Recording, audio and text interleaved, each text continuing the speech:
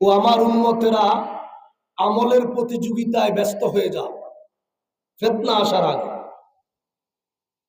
কিয়ামতের পূর্বে ফিতনা তোমাদের কেমন ভাবে গ্রাস করবে তুমি নিজেও বুঝবে না এটা যে ফিতনা। তুমি নিজেও জানবে না যে এটা ঈমান হরণকারী বিধ্বস্তি ঈমান বিধ্বস্ত, ঈমানকে ধ্বংস করার মতো জিনিস। রাসূল বলেছেন কাকিতাইল লাইলিল মুজলিম, অন্ধকারে মানুষ হাঁটলে যেমন বোঝা যায় না এটা কি আসলে মানুষ নাকি পশু, নির্ণয় করা মানুষের জন্য কষ্ট হয়ে যায়। আল্লাহর রাসূল উদাহরণ দিয়ে বলেন ইউসবিহুর রাজুলু মুমিনা, সকালবেলায় যে লোকটি ঈমান অবস্থায় কাটাইছে, এই সকালটা যেতে না যেতে সন্ধ্যা আসতো, ওই মানুষটাই আবার বেঈমান হয়ে গেছে। আবার সন্ধ্যায় যেই লোকটি ঈমান অবস্থায়